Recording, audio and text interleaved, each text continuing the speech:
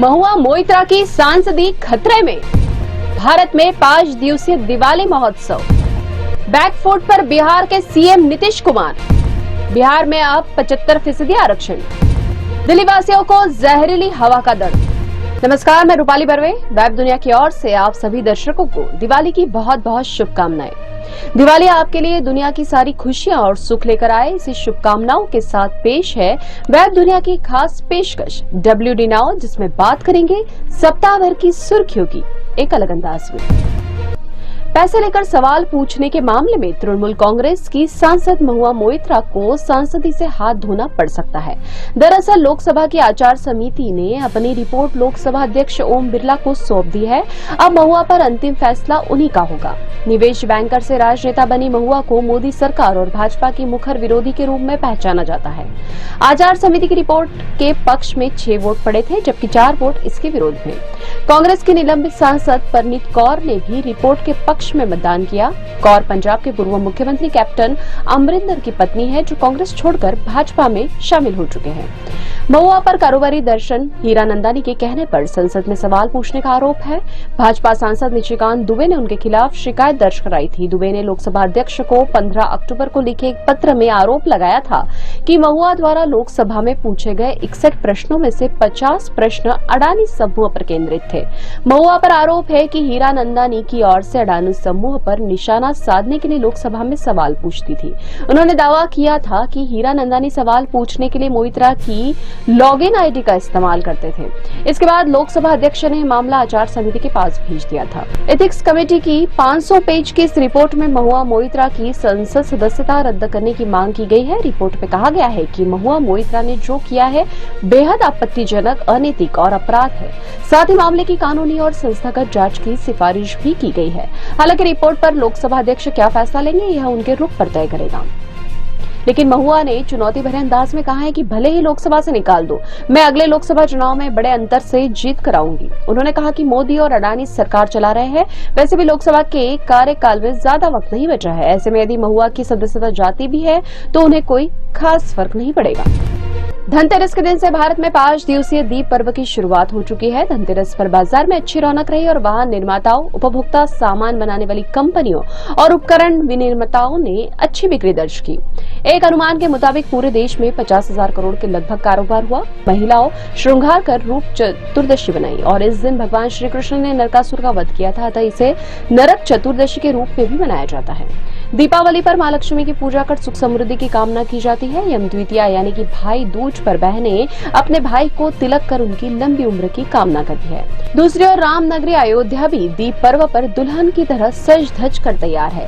दीपावली की पूर्व संध्या पर चतुर्दशी के दिन भव्य दीपोत्सव के जरिए अयोध्या में कीर्तिमान रचा गया। इस अवसर पर राम की पेड़ी समेत सरयू के 51 घाटों पर 21 लाख से अधिक करीब 24 लाख दीप जलाए गए और इन लाखों दीपकों से अयोध्या नगरी जगमगा उठी। यह आभा ऐसी थी मानो एक बार फिर जनमानस त्रेता युग की स्मृतियों में गुम हो गया। इस अवसर पर उत्तर प्रदेश के मुख्यमंत्री योगी आदित्यनाथ भी मौजूद थे।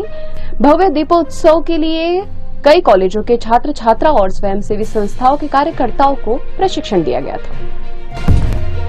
विधानसभा में कथित सेक्स ज्ञान देने वाले बिहार के मुख्यमंत्री नीतीश कुमार पूरी तरह बैकफुट पर आ गए हैं। केंद्र में सत्तारूढ़ भाजपा ने इस मुद्दे को हाथों हाथ लपक लिया।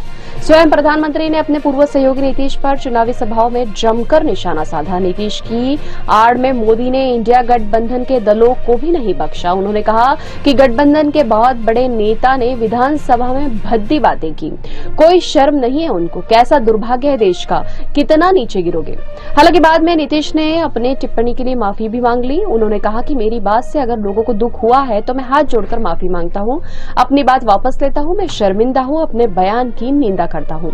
मेरी कोशिश प्रजनन दर में कमी को लेकर समझाने की थी। मैंने हमेशा महिलाओं के उत्थान के लिए काम किया है। मेरे बयान को गलत तरीके से लिया गया है। हालांकि भाजपा नीतीश की माफी के बाद भी हमलावार है। उसे लोकसभा चुनाव से पहले एक बड़ा मुद्दा हाथ लग गया है। भाजपा सांसद मनोज तिवारी ने कहा कि ऐसा लगता है कि नीतीश जी आजकल गंदी फिल्में देखकर सो रहे हैं और जाग रहे हैं। राष्ट्रीय महिला आयोग अध्यक्ष रेखा शर्मा ने भी नीतीश के बयान पर तीखी टिप्पणी की। शर्मा ने कहा कि उनके भाषण के दौरान इस्तेमाल की गई अपमानजनक और घटिया भाषा हमारे समाज पर एक काला धब्बा है। हालांकि बिहार की पूर्व मुख्यमंत्री राबड़ी देवी और तेजस्वी यादव ने उनका बचाव किया, वहीं नीतीश के मंत्रियों ने भी उनका खुलकर बचाव किया। सरकार के कई मंत्री अपने नेता का बचाव करने के लिए एनसीईआरटी की किताबों को लेकर विधान परिषद पहुंच गए।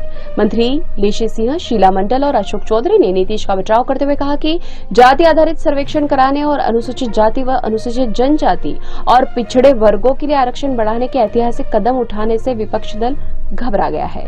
चौधरी ने 12वीं कक्षा की किताबों के पन्नों की ओर इशारा करते हुए कहा कि जो हमारे नेता ने कहा है वही बात इस किताब में भी है। ऐसे में इस किताब से भी इस हिस्से को हटा देना चाहिए।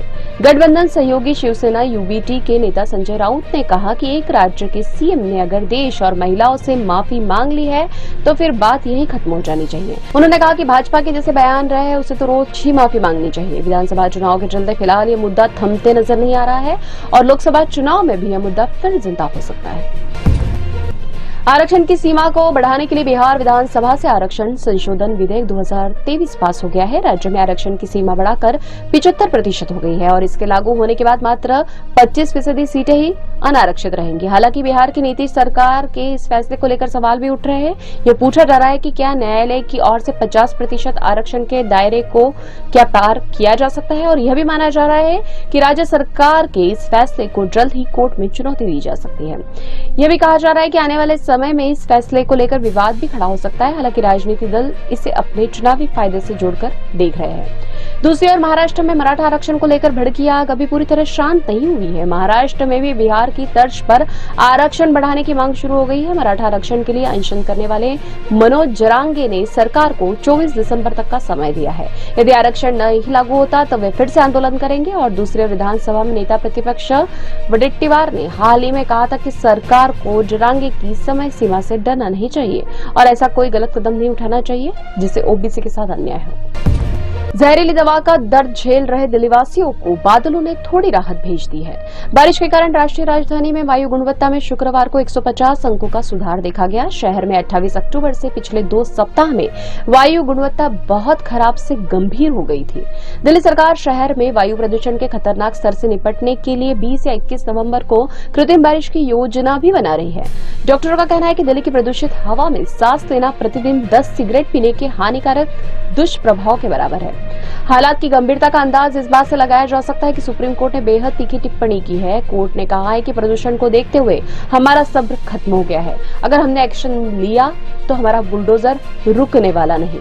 हम लोगों को प्रदूषण से मरने के लिए नहीं छोड़ सकते। सरकार ने सभी विद्यालयों में दिसंबर में होने वाली छुट्टियों का समय बुधवार को बदल दिया है और अब शीतकालीन अवकाश 9 नवंबर से 18 नवंबर तक रहेगा। डीयू ने भी 13 से 19 नवंबर तक शीतकालीन अवकाश की घोषणा की है। दिल्ली के पर्यावरण मंत्री गोपाल राय ने कहा है कि सरकार ने सम विषम योजना फिलहाल स्थगित कर दी है। यदि प्रदूषण स्तर बढ़ेगा तो योजना पर निर्णय लिया जा सकता है। हालांकि अदालत ने कहा कि वह सम विषम योजना का निर्देश नहीं देगी। कोर्ट ने कहा कि दिल्ली में वायु गुणवत्ता में सुधार के लिए केंद्र और राज्य सरकारें दीर्घकालिक उपाय करें। अब खबरें संक्षेप में। अयोध्या में पहली बार योगी कैबिनेट की बैठक, 14 प्रस्ताव को मंजूरी। अयोध्या में श्री राम जन्मभूमि तीर्थ विकास परिषद का होगा गठन। मोटे अनाज के फायदों पर प्रधानमंत्री नरेंद्र मोदी ग्रैमी पुरस्कार के लिए नामित। गाजा के अल शिफा अस्पताल पर हमले में 22 लोगों की मौत। फिलिस्तीन का इजराइल पर आरोप। आईडीएफ का दावा, हमास के मिसफायर के चलते हुए हमला। 4 से 22 दिसंबर तक चलेगा संसद का शीतकालीन सत्र। कई महत्वपूर्ण विधेयक और मुद्दों पर चर्चा की संभावना। कतर में 8 भारतीयों की मौत की सजा के खिलाफ भारत ने दाखिल की अपील। काउंसलर एक्सेस भी मिला।